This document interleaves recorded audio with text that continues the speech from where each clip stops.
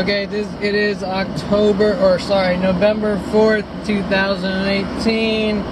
This is a video diary entry.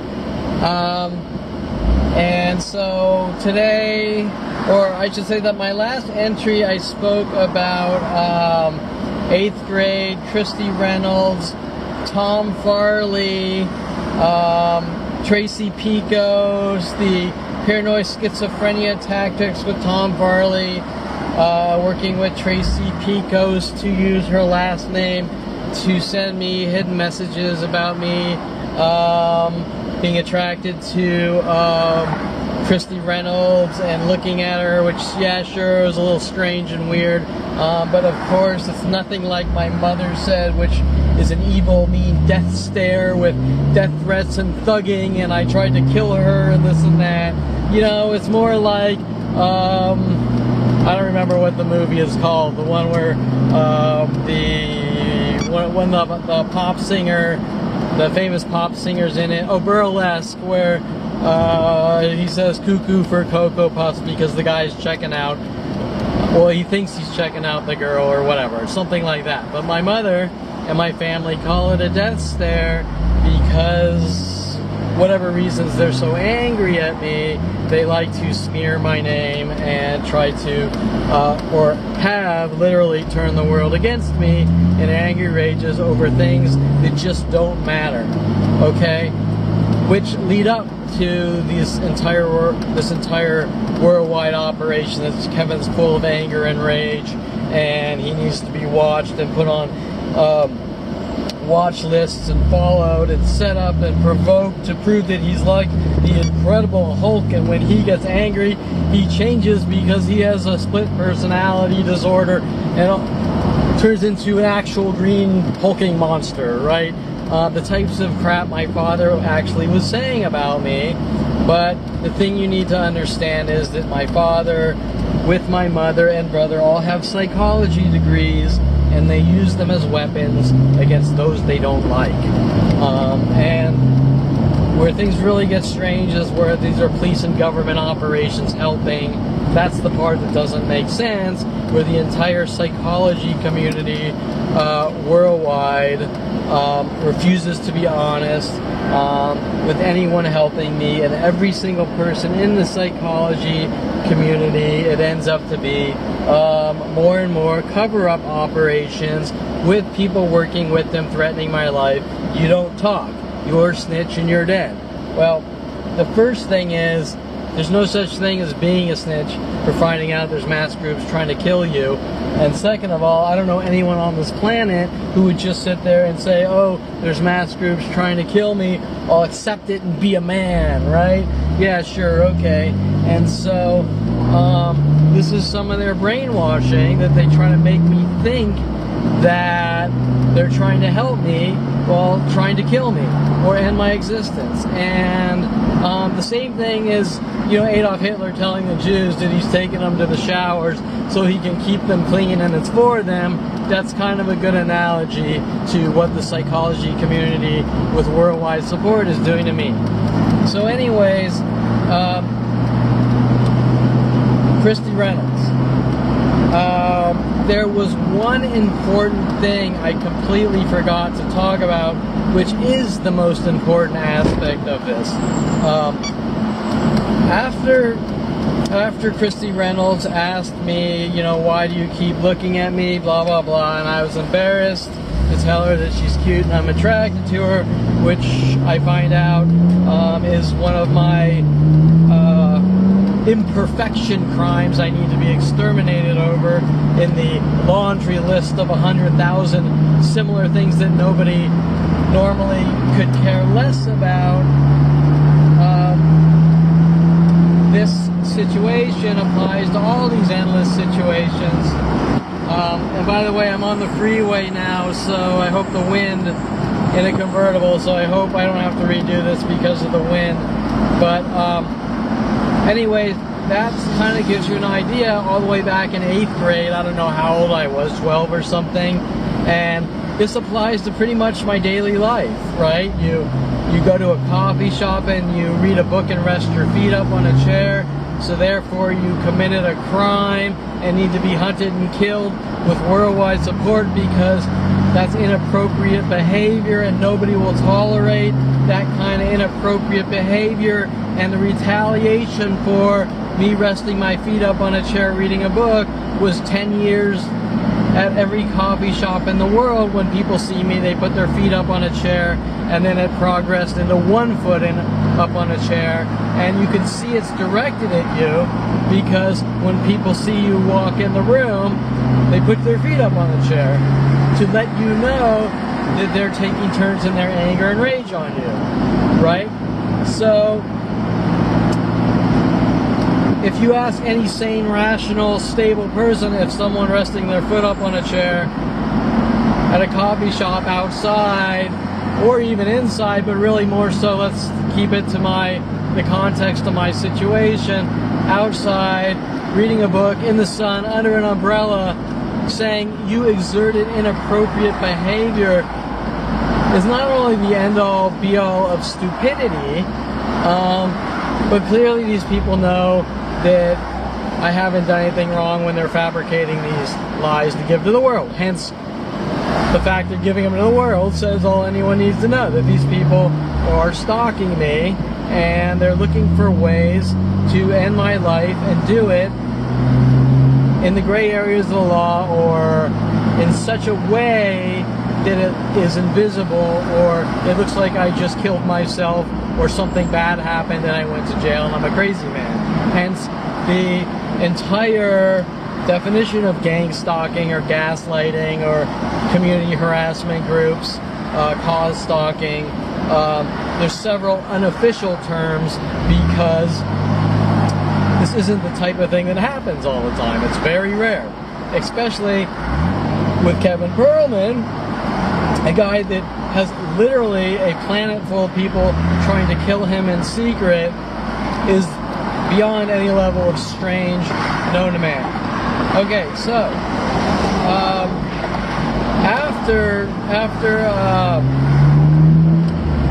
basically after what my family calls a death stare to Christy Reynolds, hence there's no dating women if you're not even allowed to look at them, right?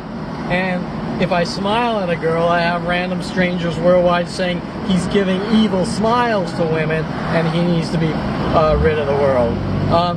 Either way, you get the idea. It just jumps from one thing to the next, showing that these people don't make any sense while trying to justify their actions and killing me.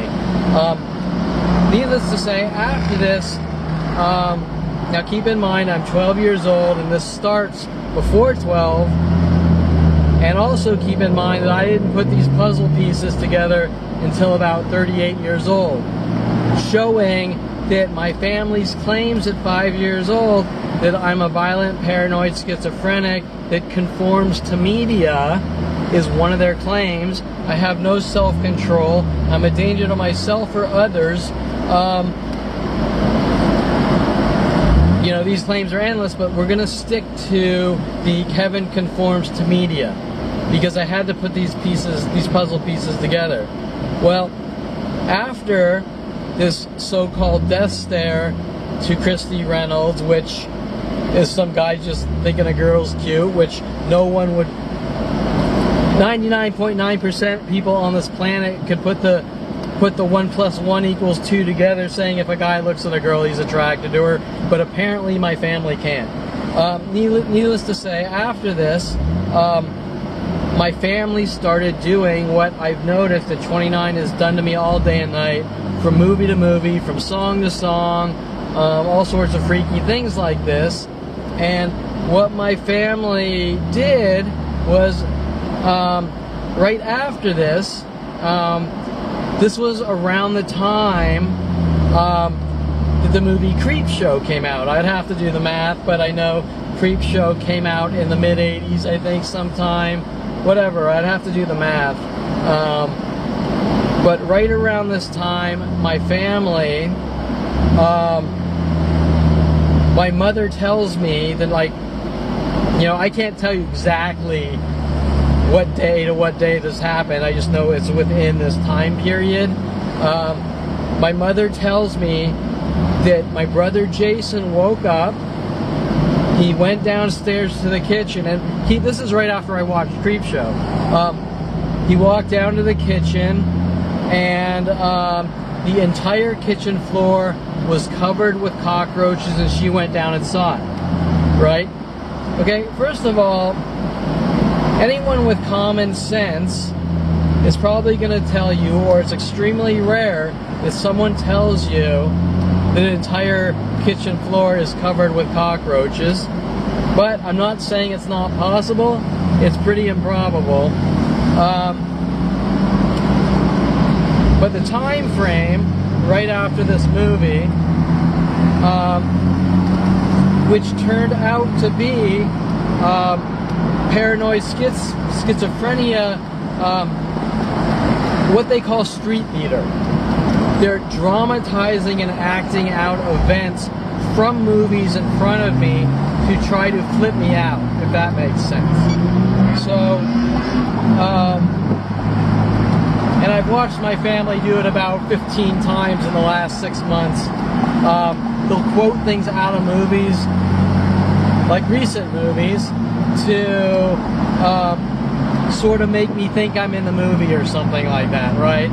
And they'll do it in serious conversations. It won't be something, some comical saying like I do, right? A joking saying or a comical saying. They actually do it in serious conversations while trying to keep a straight face, or on the phone, showing no human gestures or behavior, showing they're joking around, but in actual serious conversations to try to make me look crazy. So anyways, we have Tom Farley, and he's working with Tracy Picos to send me reference messages. We have my brother and my mother working on the Creepshow references. And then what I found really interesting is about 40 years old, probably more about 43 or 44 years old, I decided to watch the original Creepshow movie. And to my surprise, there's a character in the movie named Reynolds, right? So now things are really getting strange and coincidental. We have a character named Reynolds. I can't remember which character is which. I think Reynolds might have been the lady that he didn't care if she got evicted and starved or something like that. I don't know. You'd have to watch the movie. But the point is that they're taking these references, or they're taking parts of these movies and trying to suggestively hint about them and apply them to my life, to send me reference messages to make me look like a schizophrenic. So that is what I forgot to talk about with Christy Reynolds, my family, the movie Creepshow, you name it. And these things are done from thing to thing. Like, for example, they might constantly hint about Indians and migrating people off land or out of their places, and then they'll have people follow me around in Jeep Cherokees.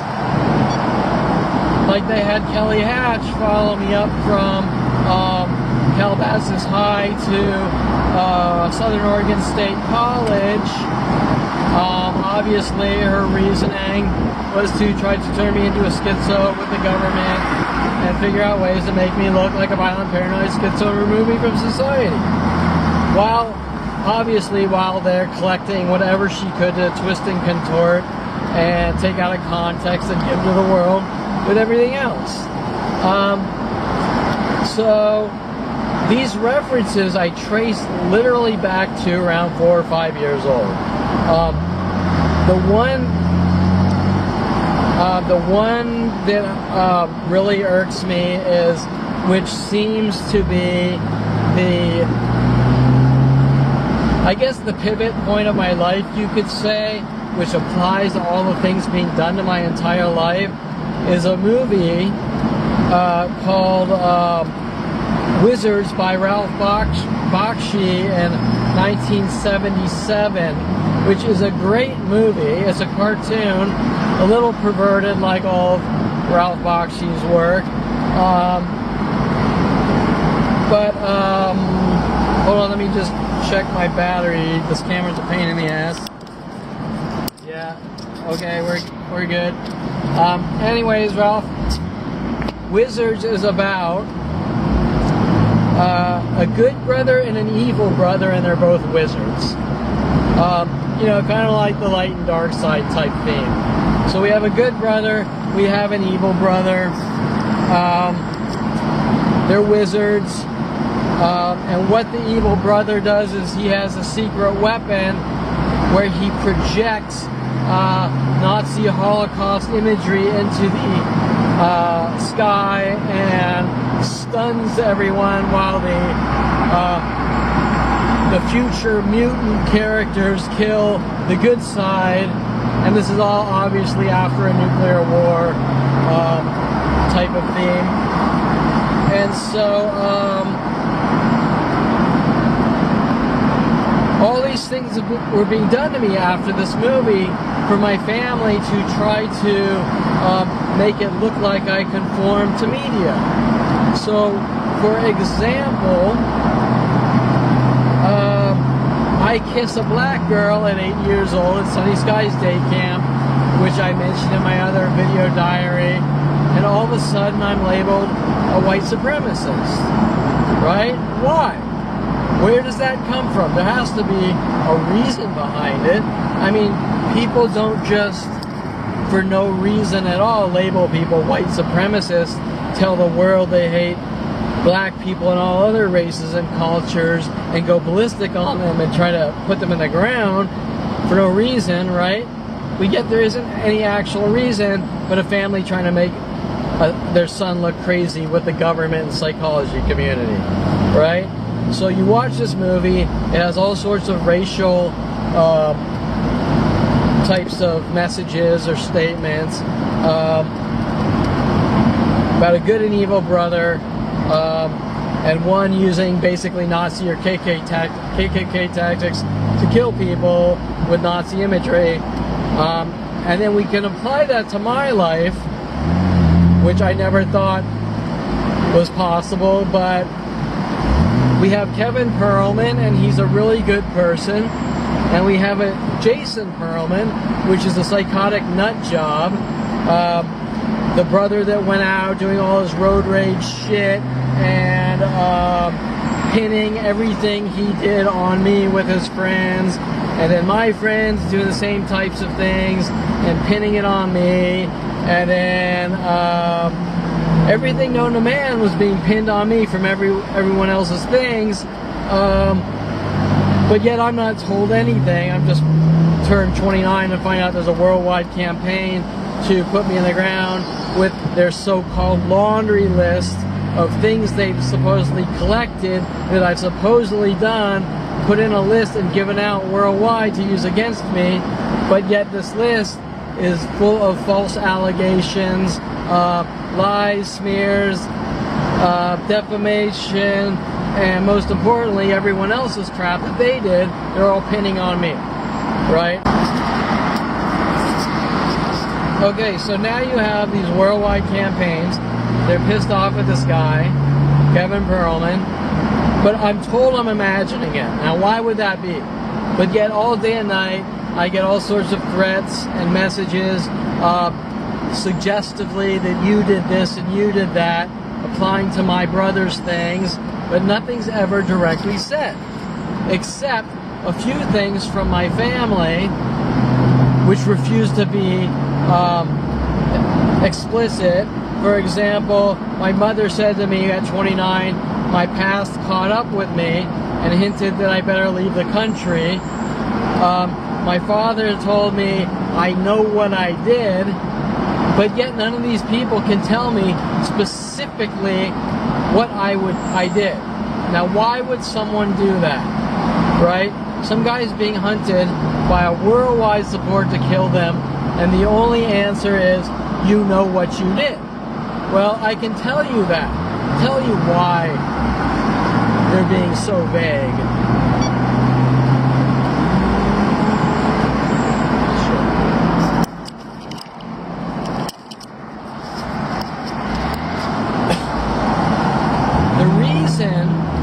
Everyone's being vague and in secret is because if I tell you that you did something wrong and there's a worldwide campaign to put you in the ground or lock you away in jail or whatever based on you did something,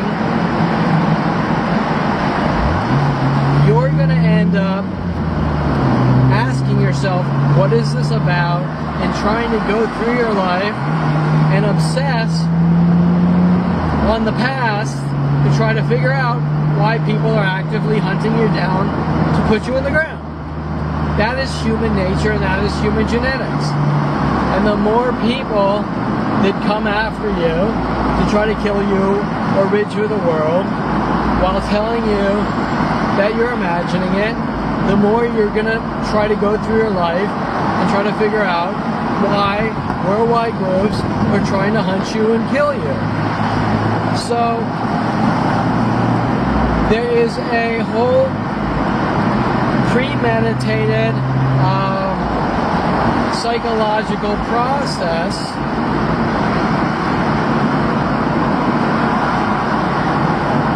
that has been thought out and planned by the psychology community and our government to torture and kill me. What everyone is seeing is a strategy or a psychological warfare tactic of mass groups.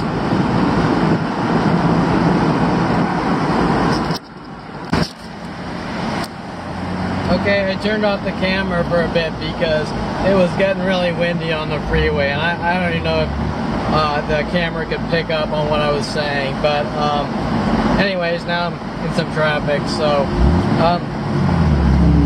I was talking about these psychological warfare campaigns, these mass groups all working together to send me references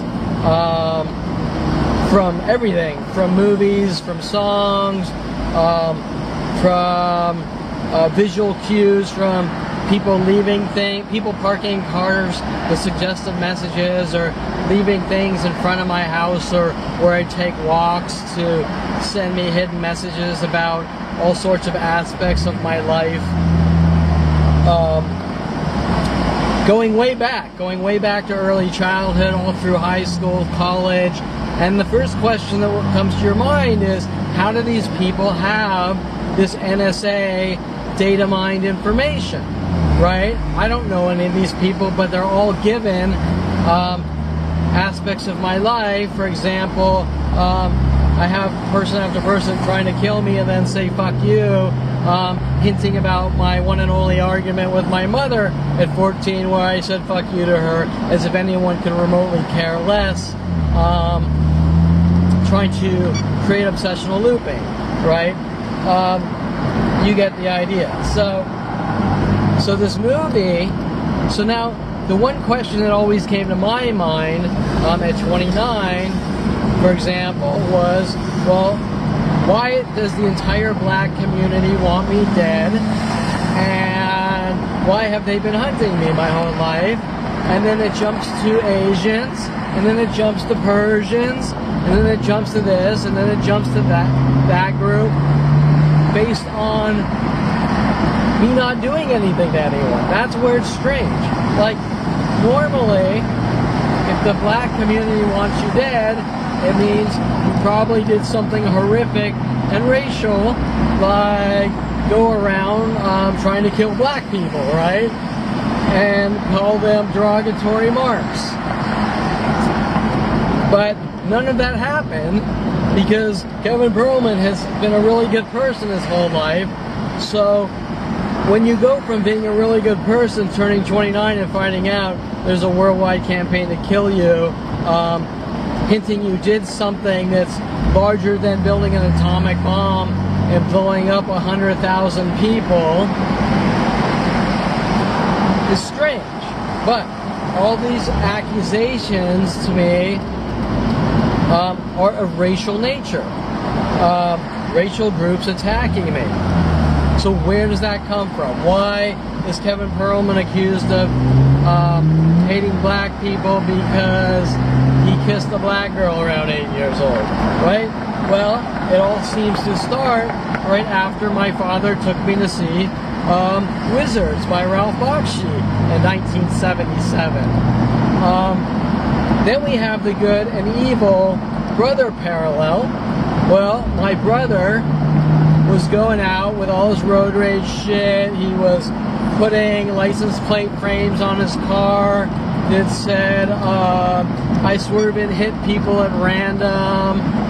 They were loading the trunks of his car up with baseball bats and crowbars and all sorts of things that they could use as weapons. All these things that were pinned on me.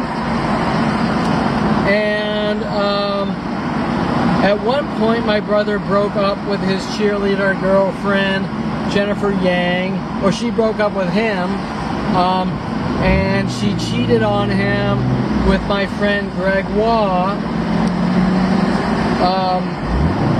And after that, this was in high school. He just moved to University of Colorado.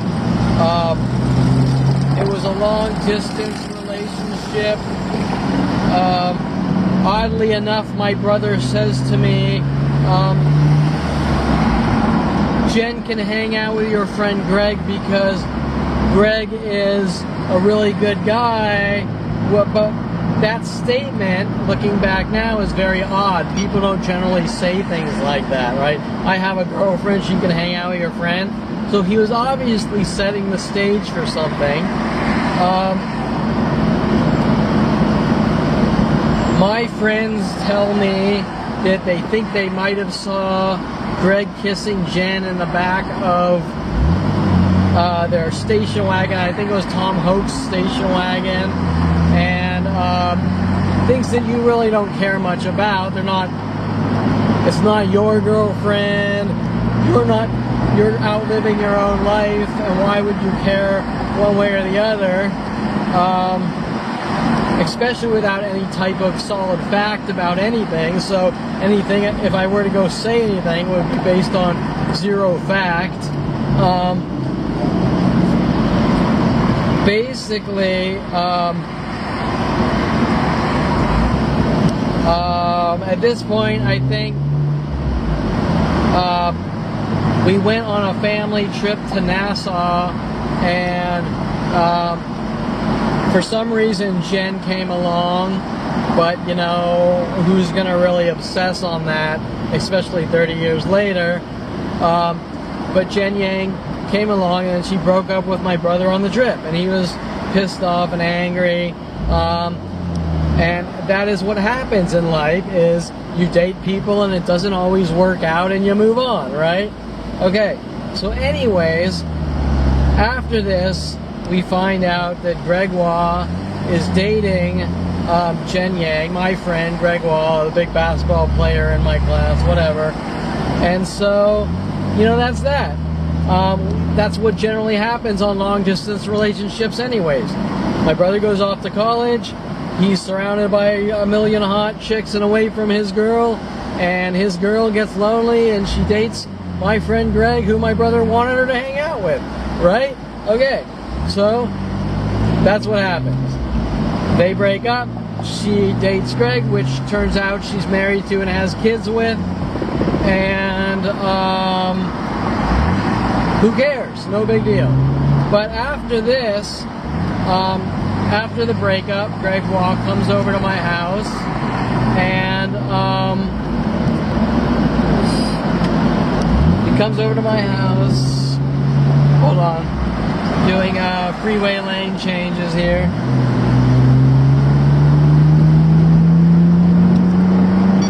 Okay, so after this, Greg Waugh comes over to my house one day, and in my driveway, I can remember Greg Waugh comes over, and my brother comes out with a crowbar and he's coming after him like he wants to bash his skull in with a crowbar, and I jump in front of the crowbar and stop him.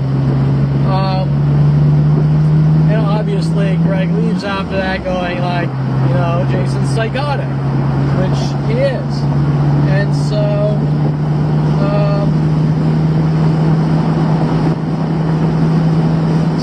after this,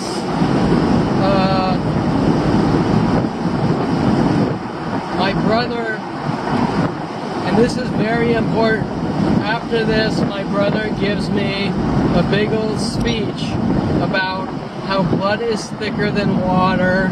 I need to support him on these types of things.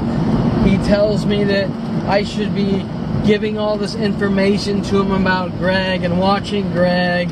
All these freaky things like this, where I'm looking at my brother like, this guy's like crazy, right? Like, and I tell him, I'm not going to spy on my friends for you, and I don't want any part of that psychotic crap and this and that.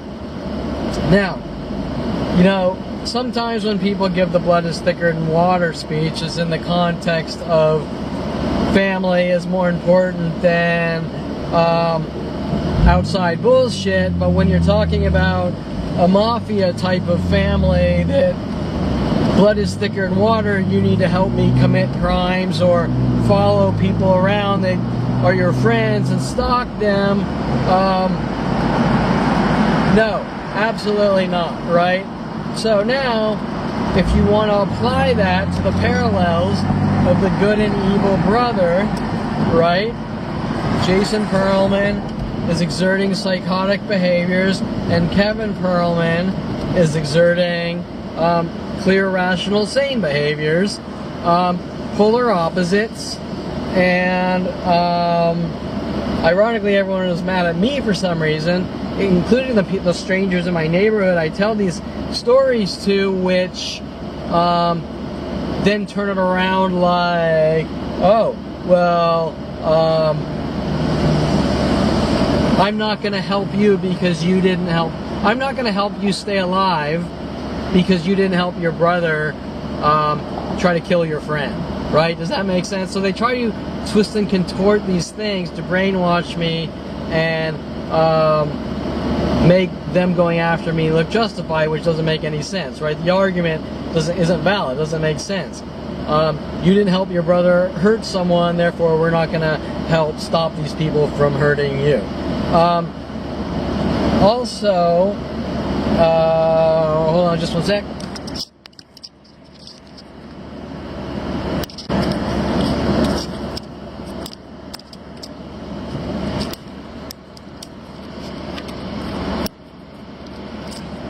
Okay, so you can see where things get weird and strange. Okay, you got this psychotic brother, and keep in mind, I don't come.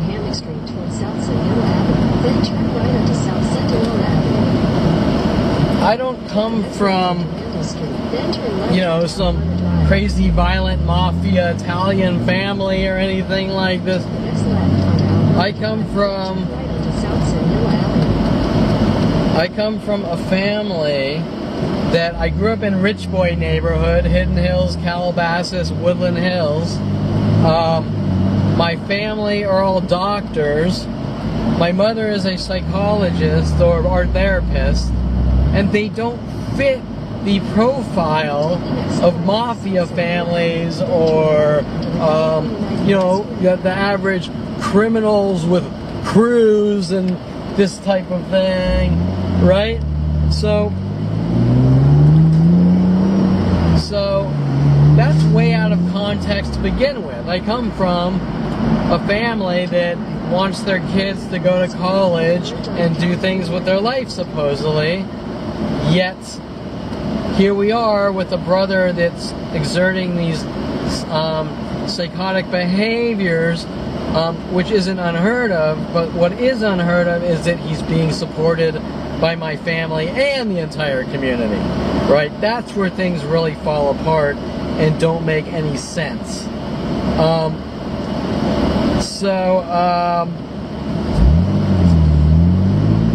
that's where things get really strange. So anyways, I'm trying to think. See, remember that all these events are all connected, and that's the reason they're connected, is that they want to try to make me look crazy. Okay, yeah. So after this, my brother, this is where he starts to show his true colors, and this is really where things apply to my life. My brother, after this, tells me that he and his friends made a teacher mentally ill and put them in a mental institution. Now, that's a very strange thing to tell someone, but immediately in this same conversation, he also said that we have a bug in your room and we're listening to everything you do on the radio. Now, at the time, I thought he was just babbling weird, trying to be Mr. Tough Bully guy. I don't know, like he had something to prove, trying to be Mr. Tough guy. And so, you know, you just go, yeah, you know, this guy doesn't really have the resources to have bug tapping and all this crap going on and this and that. And, well, I do not believe he actually had a bug in my room and was listening to everything I do on the radio, although the technology was there back then to do that. But what he was doing was trying to spark the seed to make me look like a violent paranoid schizo, a 5150. And what he probably wanted me to do was go to my family and go, Mommy, Jason has a bug in my room and is listening to everything I do on the radio, because then my family would get what they wanted, which they've been working on me for 46 years, is me to look crazy, right? So that didn't work because whatever, it just didn't work for whatever reason. I probably, between having good common sense and instincts, or just going, my brother's just trying to be, he's just acting weird, or whatever, they of course turned that around on me as well, going, oh, you think you're some kind of tough guy badass by not going to the police and this and that, right? Well, how do you go to the police and say, someone has a bug in my room and they're listening to everything I do on the radio, without them going, this guy's nuts, right? So that's the catch-22 or double-blind scenario. No matter what you do, they're coming after you and they're trying to remove you from society.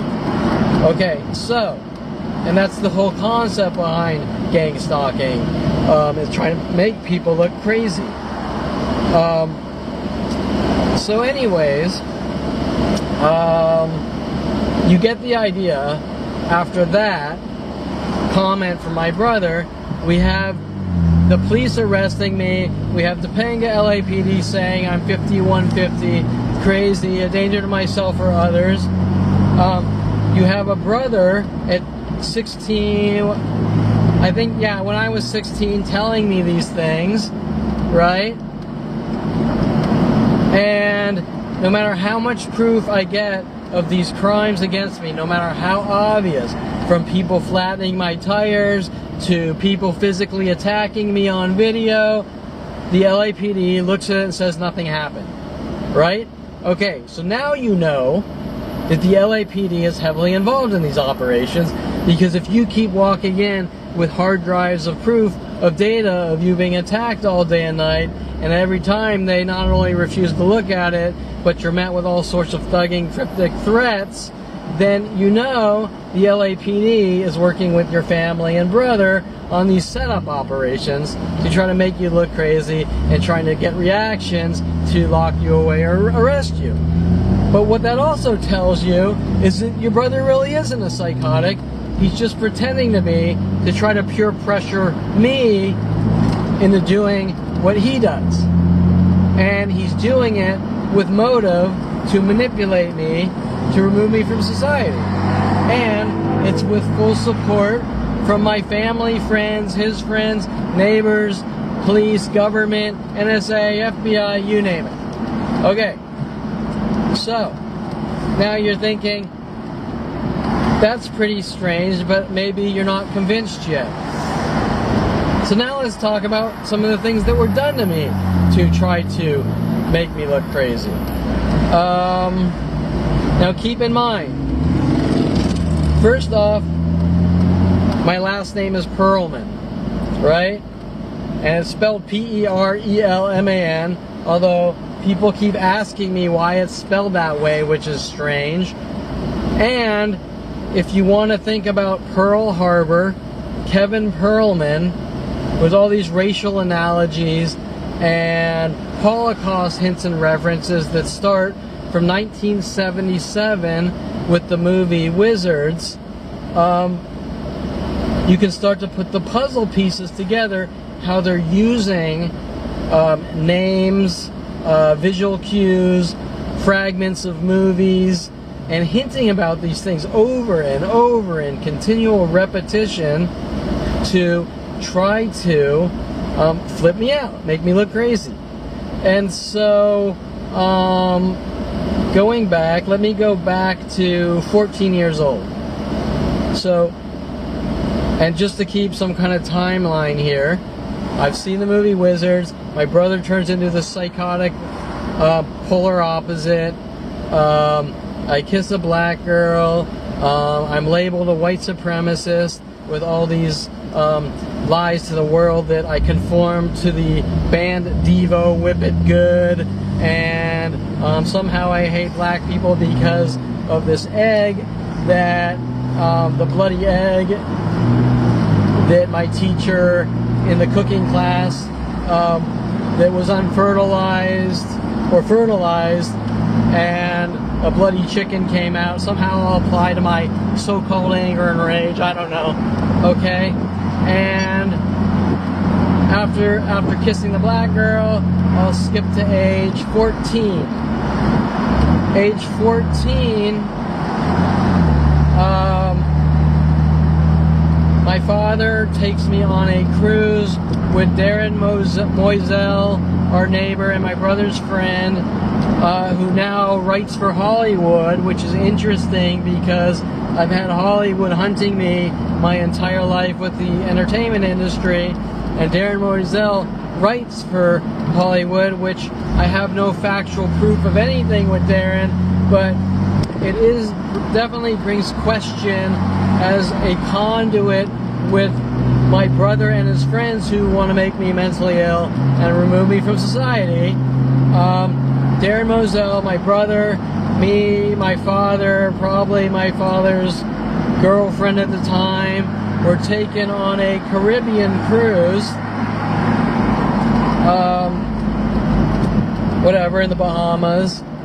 And just remember, Mr. Kevin Perlman with the Pearl Harbor last name is on a cruise in international waters. My brother's mad over his Asian girlfriend Jen Yang. You know, the time frames are all within the same several years. We're on this cruise, and for some reason, I'm 14 years old, and they're letting us go up to the bars and drink as much as we can, right? And at the time, I was told, well, it's international waters, and normally it's 18, but they don't really care. I can't tell you if that was all done to try to set me up as far as serving the alcohol, or they really didn't care. I can't tell you that. But what I can tell you is on this cruise, my brother and Darren wanted to drink every night, and so we had we drank shitloads. I think I drank like 10 to 15 shots each night and got sick a couple of nights. But it's not that we drank, it's what we were drinking. my brother,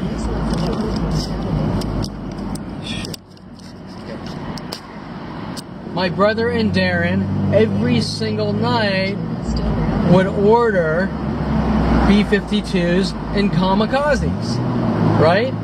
Well, anyone with enough high school degree and common sense will tell you that in Pearl Harbor, the Japanese fleet had kamikaze pilots, kamikaze bombing our ships, and we had B-52 bombers up in the air bombing in World War II, right? Now, aside from the endless World War II references from Japanese porn stars and things like this all over the world, how I'm some kind of crazy man who launches wars on people, which doesn't make any sense to me. I'm on a cruise. They're drinking their Pearl Harbor drinks. We're in the middle of the water. He's mad. I think at the time he's dating Jen Yang.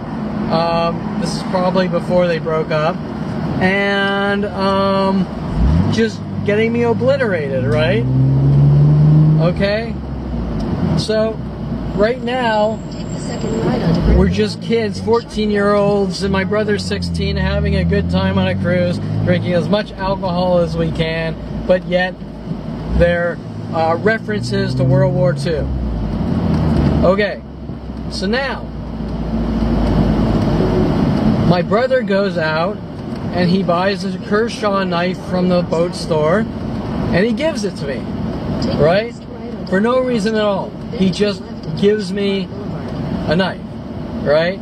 Now, this isn't illegal. It's not illegal to have it's not illegal to have a Kershaw pocket knife. And lots of times kids' daddies give them Swiss Army knives. I'm not saying that's the end-all be-all crime, but it's not the knife, it's the reasoning. Why did my brother, who's running around trying to remove me from society, saying I'm a danger to myself or others, with the police and government, want to get me as drunk as possible, get a knife on me, and keep hinting about World War II references while telling the world I'm a violent paranoid schizo? Right? If I'm a violent paranoid schizo, the guy doesn't need to run around trying to turn me into a schizo. That doesn't make sense. You're either a schizo or you're not a schizo, but people don't follow you around sending you references all day and night and then say you're a schizo, because that's what you call trying to make someone look crazy. Okay? So he gets this knife on me, whatever, in hopes that I'll run around drunk, snap, and say, the Japs are coming and they'll sink us or something crazy like that. The same types of lies Tom Farley was working on me at like 7 years old, saying I saw an alien in his bathroom. You know, the same types of thing. So, at this point, the only thing that really happens with the knife is I'm obliterated. We're playing ping pong. And I'm holding the knife and I try to close the knife, but my thumb, I'm so drunk that my thumb, I'm holding the blade backwards when I fold it up, that I cut my thumb on the knife while closing it, and my brother and Darren Moselle panic and take me to the infirmary, and my dad just looks at it and says, you know, just give him a Band-Aid, which they were right, there's never any scar or anything, so, you know, whoop-de-doo, no big deal. Well, that was still collected to use against me, that I'm out of control, reckless, crazy man, for simply closing a knife wrong that my brother wanted on me to try to make it look like I snapped and was going after him with a knife, right? And so,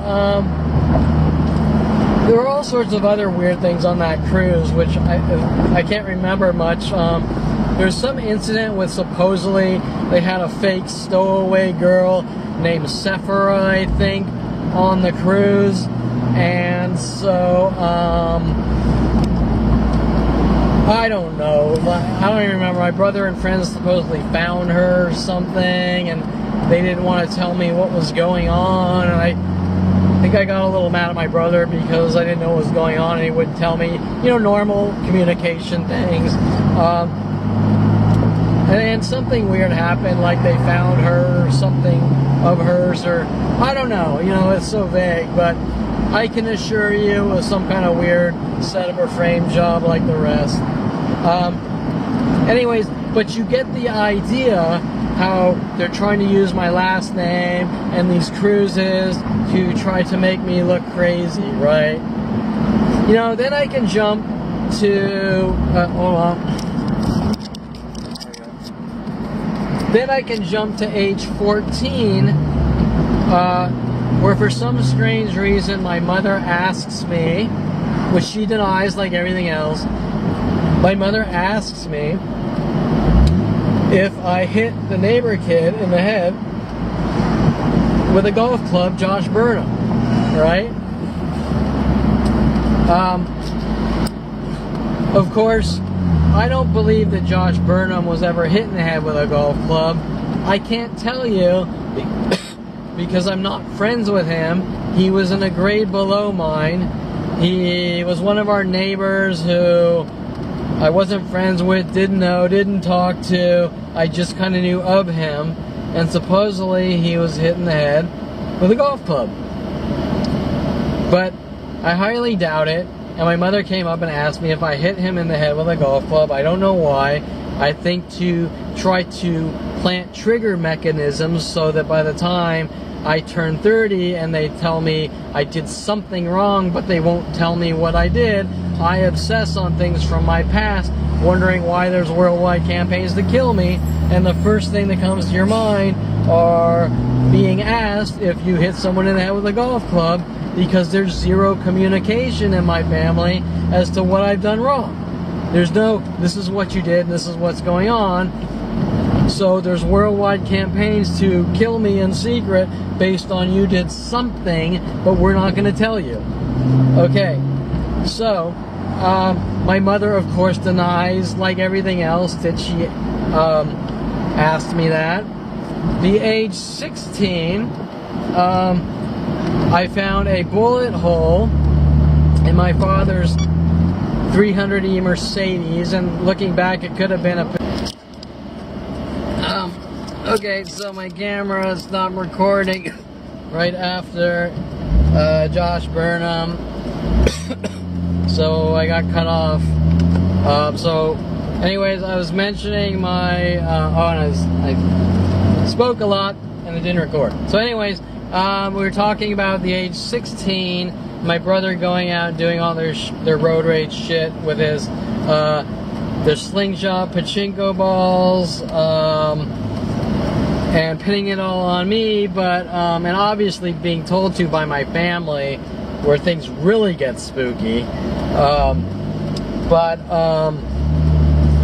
So 16, I find a hole in my father's 300E, blue 300E Mercedes in his Woodland Hills house on DeSoto and, I don't remember the street, Avenue San Luis. Avenue San Luis, DeSoto, cross street, street on the other side is Peralta. Ironically, I had a Pal Peralta skateboard. But the street, or I should say, I found this hole and I told my father, look, Dad, you have this freaking bullet hole in your car, whatever. So,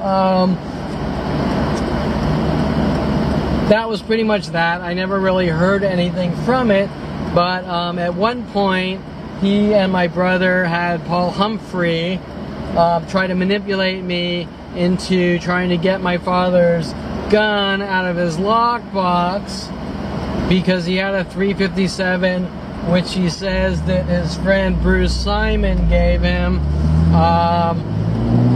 But now looking back, I have a feeling that the reason he got the gun was to try to frame me or set me up, because I've watched him, or I've looked back at my life, and my entire life my father has been working on me with knife setup attempts, or sorry, not set. Yeah, well, knife setup attempts and frame jobs, gun setup attempts and frame jobs, and every other setup attempt and frame job known to man. But my father's especially keen on his gun setups and frame jobs. So yeah, so there's a bullet hole in his car, and that's that. And that's all I really hear from it. But apparently everyone worldwide, he was telling I did it.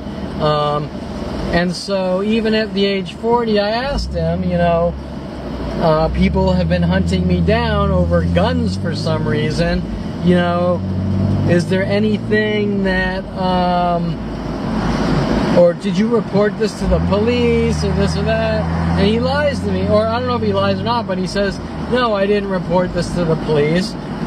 It's not really a big deal. And I'm thinking, someone put a bullet hole in your car, why wouldn't that be a big deal, right? You would report that to the police. So instantly, he's lying one way or the other. He's lying that it's no big deal, and he's lying whether he reported to the police or not, I don't know, but I can tell you that the police are working with him to put the bullet hole in the car. So that was another frame job that I was hunted by people working with the police in college, University of Colorado and Southern Oregon State, to try to get these confessions, or I should say coerced false confessions from me. So we have the gun, we have, oh, another thing that was done to me in high school to try to set me up to look like I was angry and violent. Let's see, I was probably around 17. I was in Mr. Quigley's English class. He was also my PE teacher. And there was a kid named Scott. Oh God, what was his name? Paul Shapiro. There was a kid named Paul Shapiro. He would bully me. Not super bad, but he'd push me over my desk in class, and he took like these Melody stripper cards and put them in my math teacher's drawer, Miss Prohaska. So one of the people that were sent after me, originally my brother's friend, Mike Huntley, at the age 14, this is interesting. So my friend is friends with, sorry, I'm trying to remember his name, Mitch Viner, in Calabasas High, and Mitch Viner lives in Lost Hills. And in Lost Hills, my brother meets Mike Huntley, which is 2 years older than my brother. And ironically, my middle name is Michael, so they're doing all these paranoid schizo tactics with my middle name and Mike Huntley. But Mike Huntley was 2 years older than my brother. I don't think he went to Calabasas High. I think he says like he went to Chaminade or something. So he kind of enters the picture. But I can tell now that he was paid off, or not paid off, but working with the police and FBI in these frame job and psychology community in these operations. Now Mike becomes, I'm in between. Keep in mind I moved back a grade in T1. So for example, I was in the same class as Tom Farley, then I moved back I was moved back a grade, and I was in between Tom Farley and my brother's grade. So I was right in the middle. So I was actually hanging out with my friends and my brother's friends on some things, which, if it really bothered anyone, they would say something, like my brother would say, hey Kevin, these are my friends, go get your own, or whatever, right? but nobody really ever said anything, so I've assumed that nobody cared. But then in my life there's no communication. It's just you farted wrong, we're gonna hunt you down and kill you the rest of your life. So anyways, Mike Huntley enters the picture, and Mike Huntley is told to do things like introduce me to strippers. Now, some people who are anal retentive might have something, feel that that's immoral, but the truth is, but it's not. Stripping is not illegal. So whether someone wants to put a judgment on a stripper is like putting a judgment on a horror movie, it's not illegal. Some people might not like them, some people might not agree, some people might not watch them, but everyone in America and most of the world accepts that it's not a big deal. Okay, but when Mike Huntley came in my life, these were frame jobs, and he basically introduced me to a stripper named Melody, who supposedly worked at the Candy Cat. And I was never friends with Melody. I didn't really know her. The only connection I really had is Mike Huntley told me that she needed someone to bounce for her at some bachelor parties because her normal guy couldn't do it. And that was that. And so I went to some cheeseball bachelor parties a couple of times and just stood there, make sure she was okay, whatever. As if she was going to be hurt anyways. But thinking back, I think the whole situation was faked, because the bachelor party, I think, was for some kid in high school that was getting married, and it just seems a little off, right? Okay, so needless to say, while I'm on this tangent, there were things Mike Huntley said to me, like her boyfriend tried to cut her brake lines, and she lived on a hill and got into an accident, which I have a feeling isn't true, first off. But second off, watching Mike Huntley make up lies about me, like I tried to choke him and things like that, I have a feeling he was probably telling everyone worldwide that I had cut her brake lines and tried to kill her. Whatever. I have no factual evidence on that one, and I haven't heard any direct comments, except people are mad at me for listening to music growing up for some strange reason that doesn't make any sense, and her name was Melody. Okay? And most likely the reason her name was Melody was because they wanted to send me their little cryptic hidden references about Devo and me listening to Damn Yankees, and Guns N' Roses is also a crime that I've listened to them, and every other band known to man, which doesn't make any sense. But getting back to the point, Melody gave me her stripper cards and said, give these out for me. And Paul Schaefer saw them in my math class, and so he thought it would be funny to take these stripper cards and put it in Miss Prohaska's drawer. Turns out now they're framing me all along. Another thing Paul Schaefer did was in my Spanish class with Miss Garcia, I would always fall asleep in her class, and it was always after lunch, and so Paul Schaefer would set his Casio type watch, set the alarm, and he would throw it under her desk, and then frame me. Of course, I didn't know everyone was being told it was me. And then at one point, back to Mr. Quigley's class, at one point, Mr. Quigley, or in front of Mr. Quigley, he pushes my desk over, right? So my desk falls on the side with me in it, right? And Mr. Quigley says, "Kevin, punch him," right? Now I can guarantee that none of you have ever heard about a teacher saying punch another student, right? Now, why did Mr. Quigley say that? Well, for 20 years after, I figured that while Mr. Quigley was always the cool teacher, like, he was the type of teacher that you could hang out and drink a beer with, right? That was Mr. Quigley's personality. So, within the context of the situation, when Mr. Quigley tells you to punch another student, your first reaction isn't some gung-ho military reaction.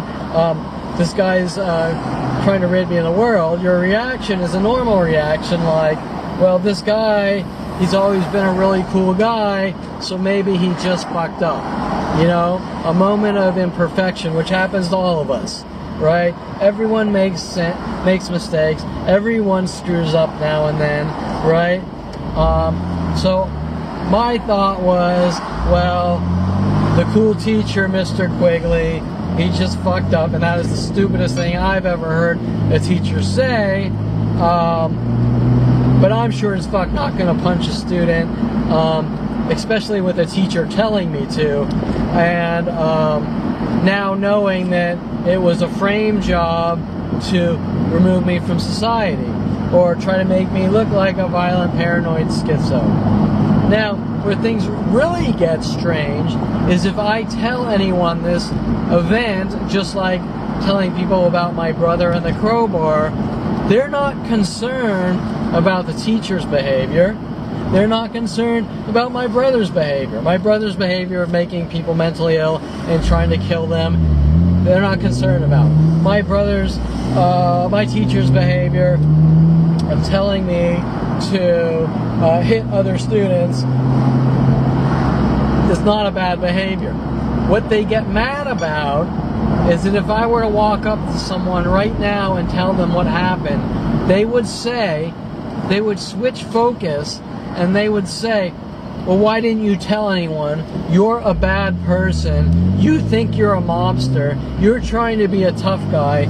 You're this, you're that, you're the other thing, blah, blah, blah. You need to be removed from society. Wait, that makes no sense. That makes absolutely no sense. And when someone acts like that in front of me, it's basically obvious that they're on the side of what the teacher was told to do. And they're trying to cover up these operations. It doesn't matter if I tell you now. It doesn't matter if I tell you then. What they did, they did. And so, it's irrelevant.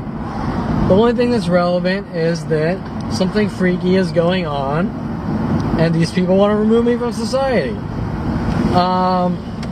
So that was the Mr. Quigley trying to set me up to make me look like a violent paranoid schizo. And if you look at all these things that are occurring, no matter how many people attack me, no matter how much proof I have, no matter what's on video, the police and every single other person says it never happened and you're crazy. So that sums up the entire situation.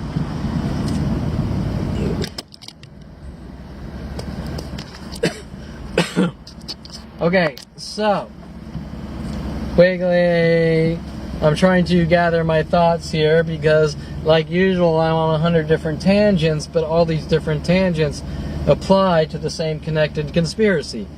My father with a gun. I'm not going to go in this entry into Eric Christensen and... Oh, sorry, did you... Oh, yeah, go ahead.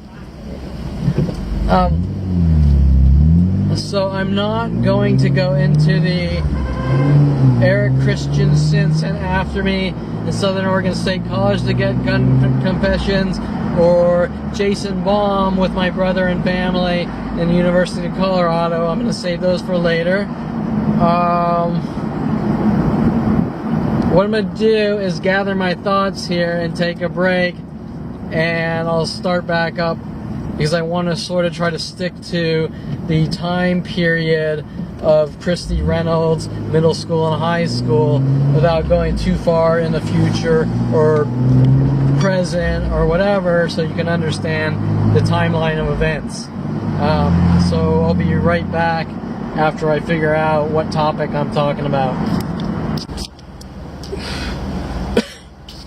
Okay, so I gathered a few of my thoughts because I'm going from here to there, which is normal in this situation when your entire life is one setup and frame job attempt after the next with endless mobbings all day and night 24/7, all connected to these events of psychological warfare, terror tactics to remove me from society no matter what it takes. But I'm thinking what I want to talk about now is going all the way back to, let's see, I think this is probably around 3rd grade in Round Meadow Elementary School by Hidden Hills, where I grew up in Hidden Hills until my mother and father divorced when I was around 13, and my father moved out to the Woodland Hills area of DeSoto and Avenue San Luis, next to Ventura Boulevard, which I would skate from Hidden Hills to Woodland Hills on skateboards, which was pretty damn far. Anyways,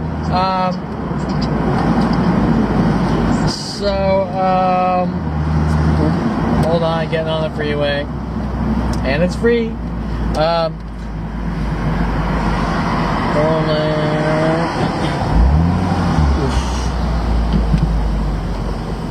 So, I'm guessing it's around 3rd grade. It's hard, when you're that young, you can't really, everything's fuzzy and it's tunnel vision anyways.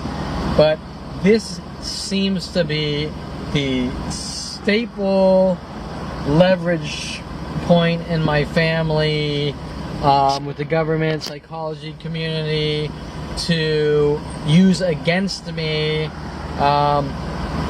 and give to society to try to make me look like I'm a danger to myself or others with no self-control.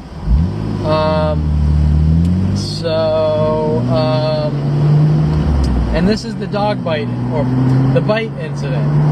And so, this incident has completely been blown out of proportion my entire life, just like everything else. And I'm not talking about drama, I'm not talking about gossip, I am talking literally taken out of context by creative writers to give to the world that I'm a crazy man and everyone should be in fear of me. And this is, around this time is when I bit someone on the hand.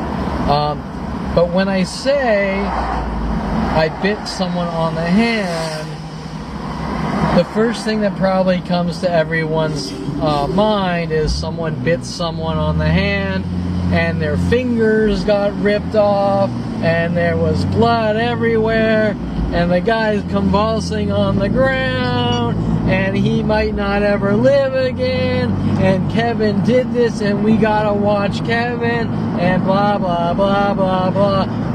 Just like tapping my foot around Aubrey Fisher, right? Okay, now let's talk about the actual incident as it occurred. Not from third parties, not from the government lies and their agenda to remove me from society, but the actual incident. I'm leaving. I got out of class. I don't even remember what these classes were back then. But I got out of class and I'm at Round Meadow Elementary School. I mean, I must have been really young. I mean, how old are you? 6 years old? I don't even know. I'm getting out of class. I'm taking a walk, or I'm leaving. I think at that time I walked home. I'm not sure. I think I might have walked home, although I'm awfully young, so I don't know if I walked home. But but it seems like I was walking home from AE Wright all the way up to my house on Round Meadow. I think it was, Hoback Glen, right? Ironically, Hoback Glen. But, and this is a pretty far walk, actually, so it's hard for me to believe now that I made that walk, so I'm not sure if I walked it or not. But, you know what, it's getting kind of windy, so I'm gonna, well, whatever, I'll see if it would work. So I'm walking out of class, I'm walking where the school ends, I'm walking past the bike rack where the bicycles are. One of the neighbor kids, I don't know his name, he was a lot older, he was probably in like 5th grade, where, I don't know, probably like the last year of elementary school, so I'm a tiny little thing. He's a bigger guy. I'm a shy, quiet kid, a little timid. And I'm walking past the bike racks where the school ends, and he comes up from behind and says something to me, which I'm sure was harmless and nice, and I think he puts his hand on my shoulder or something from behind, and for some reason I turned around and I kind of bit his hand. But this bite was a harmless bite, okay? There's no fingers coming off, there's no bruising, there's no blood, there's no damage at all, there's no mark.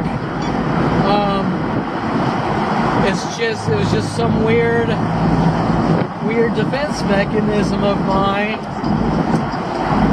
and it wasn't really a big deal. Of course, that's not what my family's saying. That's not what the government's saying.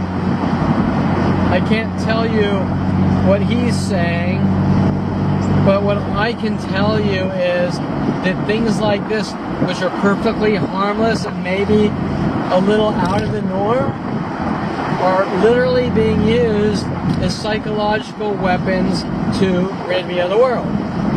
Now, while people in Hollywood are told to put reference after reference used in movies to try to make me look like a violent paranoid schizo, people are taking things out of movies and music and all media and trying to use it to make me look like a violent paranoid schizo.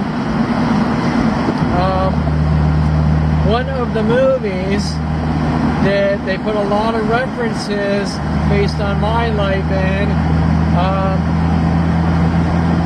is called Jupiter Ascending, and they have Mila Kunis wearing a blue and white flannel, which is the flannel I have, not the identical flannel, but the colors. It's been a while since I've seen the movie, but there's no doubt, and I'm pretty sure there's all sorts of other references in the movie directed at me, taken from my life and sort of used as parallels. The scene with the guy that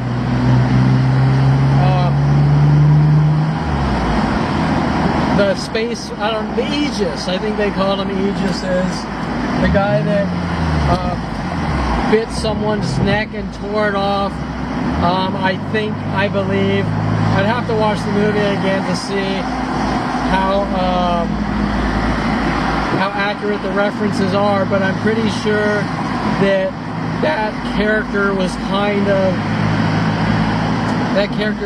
of written up around me, and some of the things taken out of my life and put in movies to sort of use my life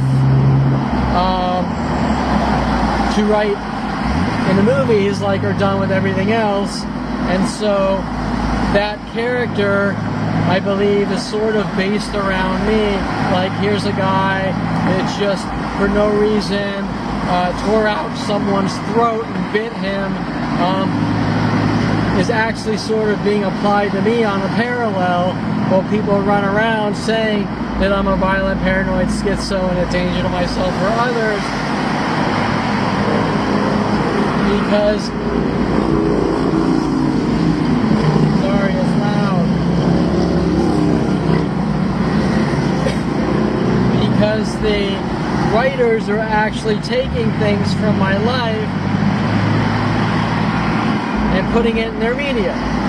So that character who flipped out and tore someone's throat out, I'm supposed to be, and is almost like this character is an extension of Kevin, and so everyone worldwide knows that Kevin did this, and we're putting it into our movie scripts. But when it gets put into the movie script, it's like usual dramatized into a Hollywood event of horrific proportions and turned into entertainment, whereas Kevin didn't really do anything. He kind of sort of gummed someone's hand, if that's the way you want to put it, right? He put his mouth, a 5 or 6 year old put his mouth on someone's hand, and from there he's a danger to himself or others in society, right? So the point is that the government, the media, people worldwide are trying to turn my life into something it's not, make money off of it while I suffer and am hunted and killed. And then I'm met with death threats that I better not tell anyone or talk, and I better learn to accept what's going on. But we have to trace this back to why my family and the media are trying to turn me into a violent, paranoid schizo and remove me from society in the first place. And they stem back to these childhood events, which are completely harmless, but when collected, twisted, contorted, given out to the world, it's done so with malice, premeditation, and intent to do what it takes to rid me of the world, no matter what it takes, saying that I'm a danger to myself or others, and with lies from my own father, which people are afraid of me, which I think he actually took from the movie The Wraith, which have all sorts of hidden messages in it, and that movie directed at me, or I don't know if I don't think back then the messages were actually put in the movie. I think what happened was my family was taking, with everyone else, was taking the messages or taking what was going on out of the movie and doing it to me. So, for example, the movie The Wraith comes out,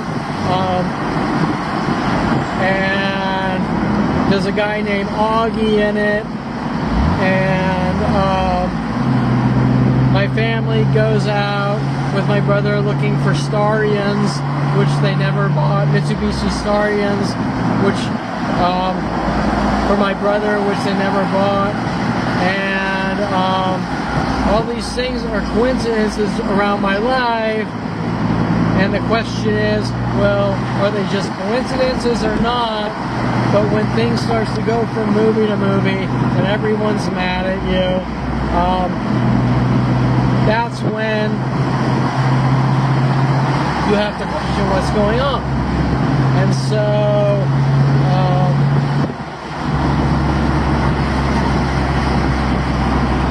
where was I? The car, the story in the movie, The Wraith, I was talking about the dog bite and the dramatizations based on this harmless event. Oh, that's right. And my father basically stating that people are afraid of me, but he can't specifically tell me why people are afraid of me. Did I hug someone incorrectly? Did I yawn wrong? Right? Are people afraid of me because I went out and I built my own cars at 16, right? Well, these aren't reasons anyone's afraid of anyone. So, well, people are supposedly afraid of me. There's no actual reason, like everything else. They're afraid of me, but why? Well, the people that tell me these things can't specifically, in a direct sentence, that an adult would talk to someone, address these issues. They can't communicate what it is they are so angry about that they've been hunting me my whole life. Then they, of course, they try to turn it around that I have no communication skills because I don't like being hunted and killed with people who tell me I'm imagining it, right? Turning the entire situation around like usual.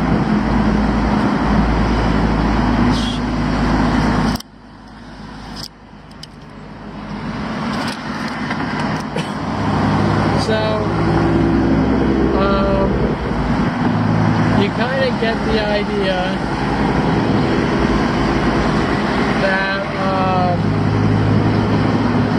I've now traced my life back to, God, I don't know, what is that, 6 years old? I have no clue. And this little harmless event is being collected and used against me as one of the biggest crimes known to man. And absolutely nothing happened. Nothing at all. No one got hurt. There was no damage. Granted, a little strange. Oh, and the biggest topper, my family somehow trying to use that, right? And this is actually very laughable, but my family's trying to use that not only am I a schizo, but I'm a schizo that thinks he's a dog, right? Now, I highly doubt there's many schizos out there that think there's dogs, although, you know, my life isn't dealing with schizos, but you get the idea that something not right or kosher is going on, and at 46, being followed around, being told that I have to somehow admit that I think I'm a dog or something like that is very strange. And to me, someone that follows you from place to place saying you have to admit you're schizo and crazy and you think you're a dog or you have 24 split personalities, yeah, right. And these split personalities actually, the whole concept of Kevin has 24 split personalities actually comes from me going to 24 therapists, them all refusing to help me and let me talk about my life, trying to lock me away and throw me in jail and mental institutions. And after I stated on my website, I went to 24 psychologists and they refused to help me, and they were contacted and approached. They about a year later, the movie, maybe a couple years, the movie Split came out. Of course, the character's name is Kevin. He has 24 split personalities. Some of those personalities are taken from my Twitter, my social network, joking personalities. There's all sorts of things taken from my life put in that movie. Now, why was that done? Well, the psychology community got mad that I came forward with what's being done to my life. Now, that is pretty strange. That psychologists would be mad if someone finds out he's being hunted with psychological warfare, and so he comes to them for help, and they decide they're gonna fucking rid him of the world and put even more hidden messages in movies to belittle him and make the world to belittle me or make the world think I'm a crazy man or whatever. I mean, they jump from thing to thing, like the movie, like Mike Huntley would show me the movie Fight Club, and then people would start doing, provoking me out of like the movie Fight Club, hinting that I'm like Tyler Durden and things like that, right? So it just goes from thing to thing, but the question is, why is the psychology community working with producers in Hollywood to make the movie Split and putting messages in the movie Split to send me hidden messages to try to make me crazy, to revenge me for finding out at 29 that I'm being hunted and killed, right? Doesn't really make much sense. Okay, but since we're on the whole media topic, before I forget, let's go back to my early childhood. Around the age 14. Age 14. This is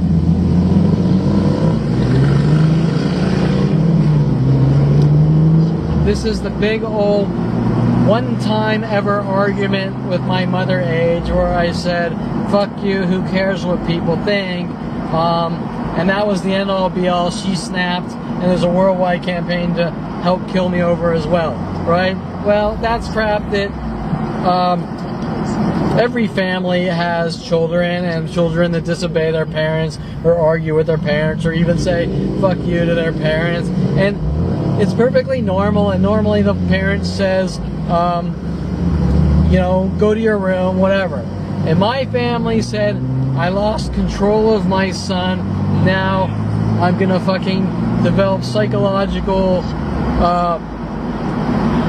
warfare operations around him the rest of his life to torture him with kind of like psychological shocking, you could say, to torture him every time they're having a bad day or don't like any aspect of my life or behavior, right? Instead of saying at the age 14, go to your room or you're going to be dealt with or whatever, right? Okay, so this is the family we're dealing with. So at 14, I was cruising around on my little,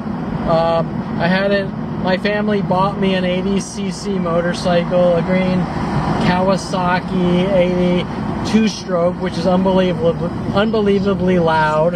And so my father had a little yellow and black 100cc tiny little motorcycle he never rode in the garage, and I rode that one around because it was a 4-stroke and it wasn't loud like the 2-stroke, right? Now, one of the things said about me is that I'm a reckless 14-year-old that thinks he can do whatever he wants, and I'm riding around on motorcycles in hidden hills, and I'm causing problems, and I'm an out of control monster causing havoc and chaos and this and that. But that doesn't make any sense. The real story is that Kevin Perlman is that Anita and Ron Perlman bought Kevin Perlman an 80cc 2-cylinder dirt bike to ride around on, and if they didn't want me riding motorcycles, they wouldn't have bought me a motorcycle. Now, while we're riding motorcycles, these harmless little motorcycles around the neighborhood, Tom Farley was riding on their little 50cc motorcycles. His parents bought them. Marcus and Wayne Thuna, a little bit older, were riding around on their 250cc motorcycles by Thuna's Wayne. Wayne Thuna. Not Taylor Wayne, but there's probably a whole sub-story about that porn star and Wayne Thuna. Anyways, we're riding around, and that's that. It's pretty harmless. Kids riding tiny little miniature motorcycles that their parents bought them, and nobody could care less normally. even to the point where Brian Weaver had a YSR 50, and same with Josh Rotenberg, and they biffed it going down the hill, and Brian Weaver had to wire his jaw shut, but nobody was mad at him. And I don't know, right after that period, Josh Rotenberg's family moved. I don't know if it was related.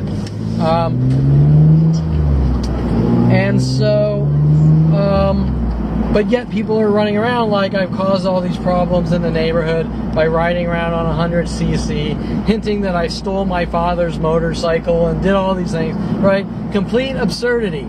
But yet nobody questions how this information that nobody normally could care less about is getting out worldwide, the entire planet, taken completely out of context, turned into complete fiction, probably by hired creative writers, with worldwide mobs to kill me over, and then me saying fuck you to my mother, who cares what people think, as if something actually happened out of the norm. It didn't, right? The entire neighborhood was riding around on little dinky, tiny little motorcycles, and nobody could care less. It's just Kevin Perlman. He's a monster. So anyways, at this point, while we had these motorcycles, my brother and Darren Moselle made their movie. And this completely seems to apply to the entire situation, even though this starts when I was 5 with Ralph Bakshi's 1977 Wizards with the Good and Evil Brother. My brother and Darren Moselle want to make their little kid movie, and so my brother and Darren, we had, that was the video camera age where they were pretty huge, and VHS and whatever. But my brother goes out and him and Darren, they make a little video. Who knows whatever happened to it, who cares? And they called it Psychos, right? And I don't even remember if there was a story behind it, because these are just kids screwing around with a video camera, but I can't remember a few of the events. One of the events, I think I was hosing off some bees in a tree at our house with a beehive, which somehow that makes my family mad. I don't know why. During the video, I can recall, I think it was my brother hitting Tom Farley in the head with a crowbar, but Tom Farley was wearing a helmet, so he didn't really hit him in the head. He hit him on the helmet pretty hard. And I remember Tom Farley going like, ow, what did you do, right?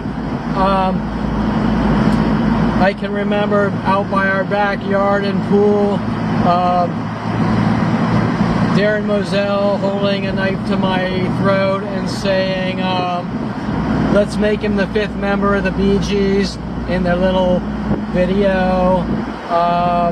And of course, I can remember the rest of the video, we just rode around on stupid 100cc motorcycles, sporting around Hidden Hills, and the movie really wasn't much of anything, but yet for some strange reason, people everywhere in the world hint about it as if I did something wrong or there's a crime.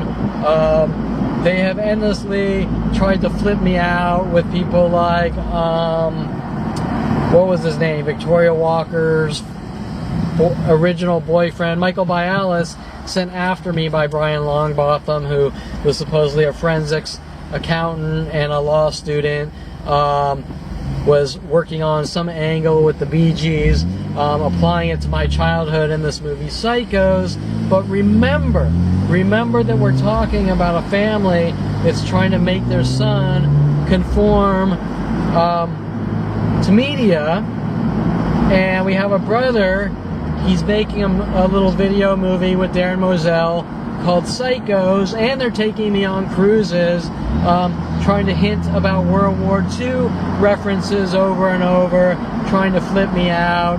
And we have a brother telling me that he has a bug in my room, and they're listening to everything I do on the radio to try to turn me into a paranoid schizo. And he's also tells me that he put a teacher in a mental institution and made them crazy. all are relevant and apply to the media, to my brother making these little videos called Psychos, to him being the evil psychotic brother. Unfortunately, my family and psychology community helping him with these events.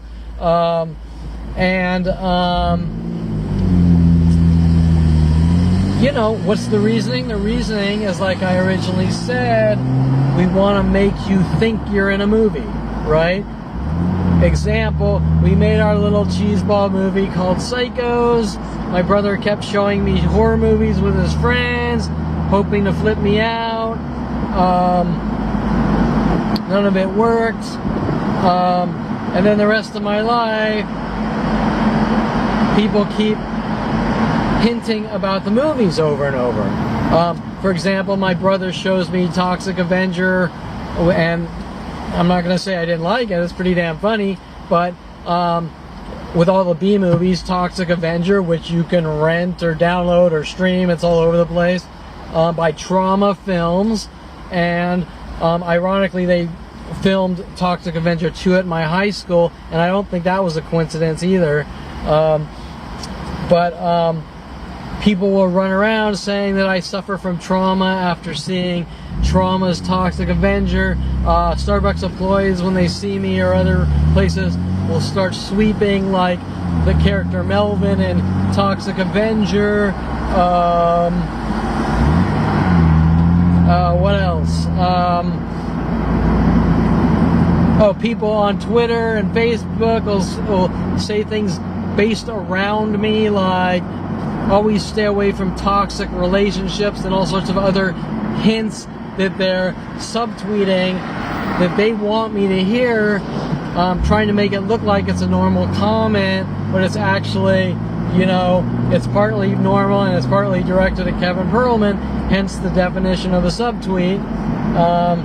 And these subtweets I get are like 7 out of 10 per person worldwide on every social network, blog, forum, spam emails, you name it.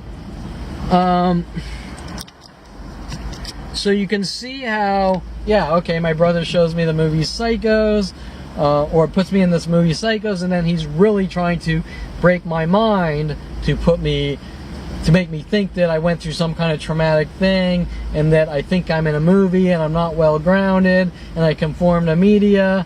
And this isn't one person or a couple of people. This is mass worldwide groups taking turns on me all day and night. So yeah, so his little Psychos movie, which I couldn't even really care much about or remember, all of a sudden comes back to the surface when you're watching Stranger After Stranger somehow try to guilt you or use it against you somehow. They just keep hinting about it over and over. They want some kind of information or confession about the movie, right? Well, that's strange. It's strange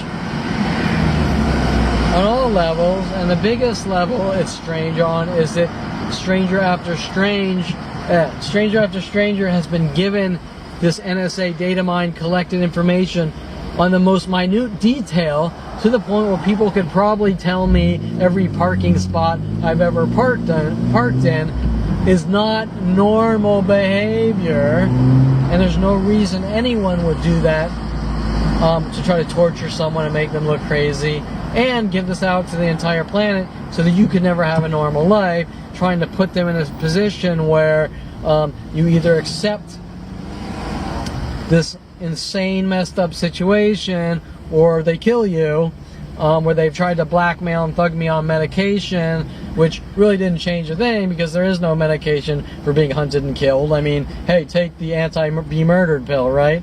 Can't happen. Not gonna happen. Not realistic.